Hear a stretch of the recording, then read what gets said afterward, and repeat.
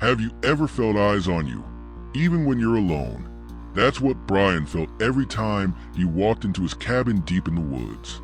But what he didn't know was that he wasn't alone. Something ancient and deadly had been watching him for weeks, waiting for the perfect moment to strike. Brian had always preferred solitude.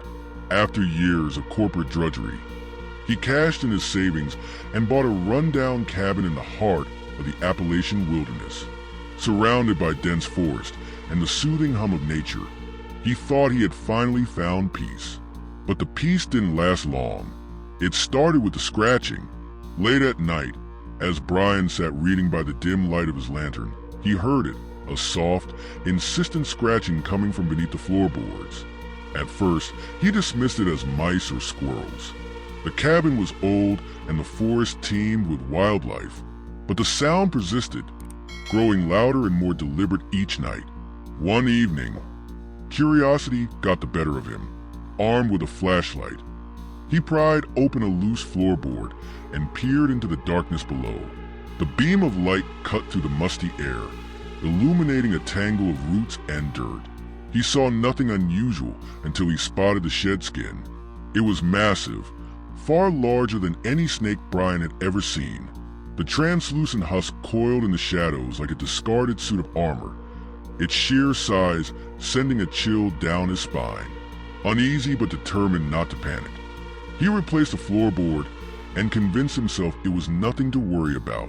That night, the dreams began.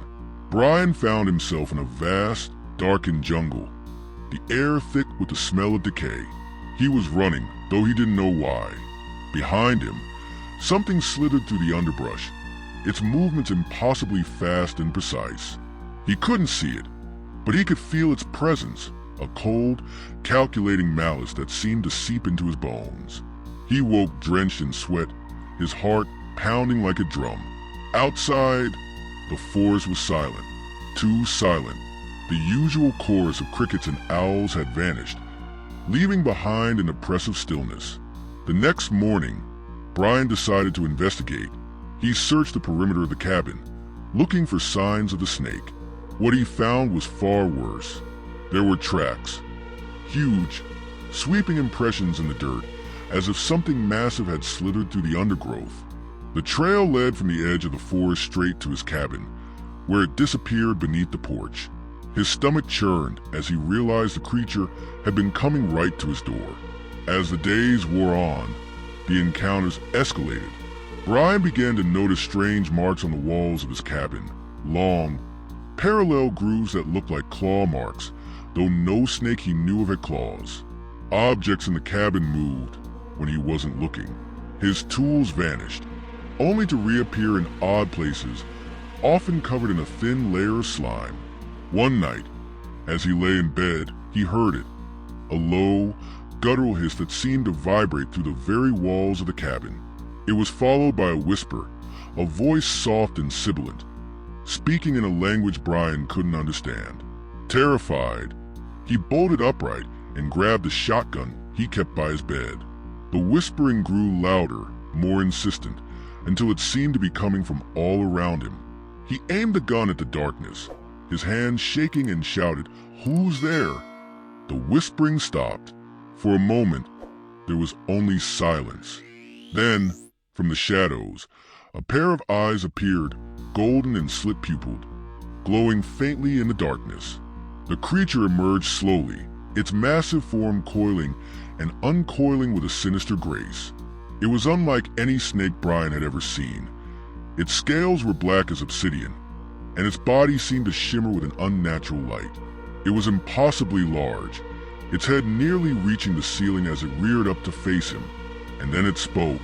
"Why do you trespass on sacred ground, mortal?" the serpent hissed, its voice a chilling blend of human speech and reptilian menace. Brian was too stunned to reply. "This land is mine," it continued. "I have watched over for centuries. You are not welcome here." Summoning his courage, Brian raised a shotgun and fired. The blast echoed through the cabin, but when the smoke cleared, the serpent was gone.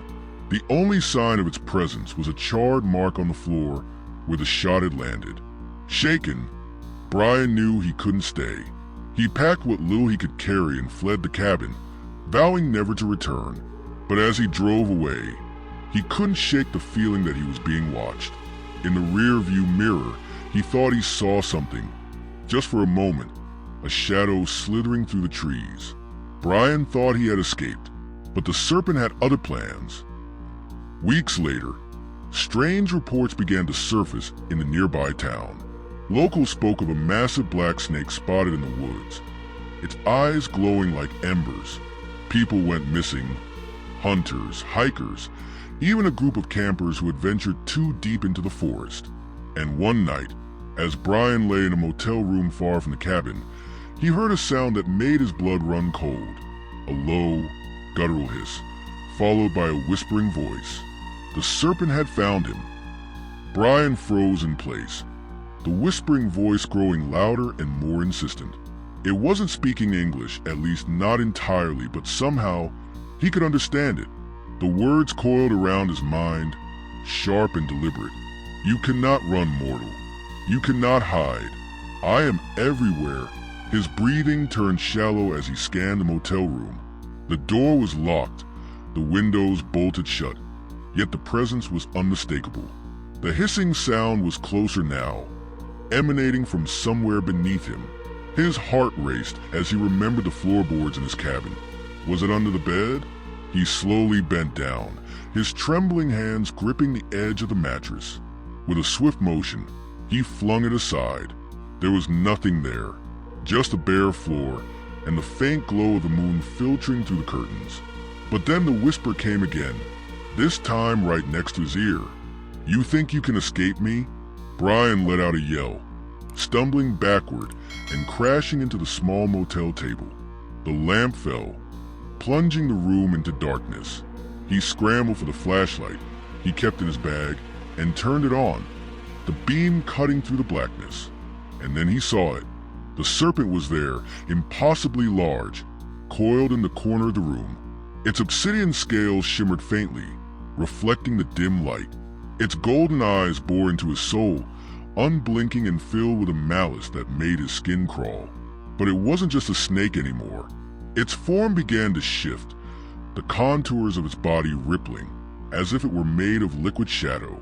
Slowly, it began to rise, its head morphing into something almost human. The face that emerged was grotesque, a twisted blend of man and serpent, its mouth filled with jagged teeth and its forked tongue flickering menacingly. I warned you, it said, its voice no longer a whisper but a thunderous growl that shook the walls. You trespassed on sacred ground. You disturbed the balance. Now you will pay. Brian bolted for the door, fumbling with the lock as the creature lunged toward him. He barely managed to swing it open and sprint into the cold night air. The parking lot was deserted, the flickering streetlights casting long, eerie shadows. He didn't stop running. His truck was parked at the far end of the lot, and every instinct in his body screamed at him to get to it. Behind him, he heard the unmistakable sound of scales scraping against the asphalt. The serpent was following him, and it was fast. He reached the truck and yanked the door open, throwing himself inside and slamming it shut. His hands shook as he fumbled with the keys, desperate to start the engine. Finally, the truck roared to life, and he slammed his foot on the gas. The tires screeched as he sped out of the parking lot, the serpent's glowing eyes visible in the rearview mirror. But as he drove, the world around him began to change. The road seemed to stretch endlessly, the familiar landmarks of the small town fading into an endless expanse of darkness. The serpent's voice echoed in his head once more, louder now, as if it were inside the truck with him. You cannot escape. You are mine. Suddenly, the steering wheel jerked violently to the left, as if an unseen force had taken control. The truck veered off the road, crashing into a ditch. The impact sent Brian's head slamming against the dashboard, leaving him dazed and bleeding.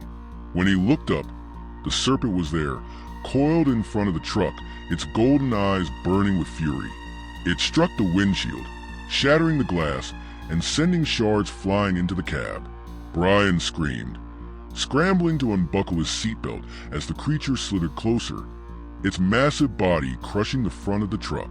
He stumbled out of the vehicle and ran blindly into the forest. The trees closed in around him, their gnarled branches clawing at his clothes. The forest seemed alive, the very ground writhing beneath his feet as the serpent pursued him. Finally, he tripped and fell, landing hard on his back. The wind was knocked out of him, and he could only stare helplessly as the serpent loomed over him, its body stretching high into the night sky. "This is your end," it hissed, its voice cold and final. But just as it struck, Brian felt something in his pocket. His hand closed around the object instinctively. A small, carved talisman he had found in the cabin weeks earlier. It was old, worn smooth by time, and etched with strange symbols he couldn't decipher.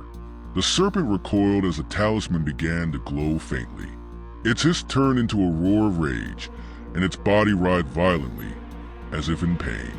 Desperate, Brian held the talisman high, the glow intensifying until it bathed the entire clearing in light. The serpent let out a final, ear-piercing scream before dissolving into a cloud of black smoke. The smoke swirled violently for a moment before dissipating into the night, leaving only silence in its wake. Brian lay there for what felt like hours, clutching the talisman and staring up at the stars. When he finally found the strength to move, he stumbled back to the road and flagged down a passing car. He never returned to the cabin. He sold the property and moved as far away from the Appalachian wilderness as he could. But even in the safety of his new home, he couldn't escape the nightmares. In his dreams, he was back in the forest, running from the serpent's golden eyes. And sometimes, when he woke in the middle of the night, he swore he could hear it, the faintest whisper, like a breath of wind. You cannot run forever. Some creatures are more than just legends. Some territories are never meant to be disturbed. Brian thought he escaped, but ancient things don't forgive trespassers. So if you ever venture too far into the wild, remember, you may not be the only one watching.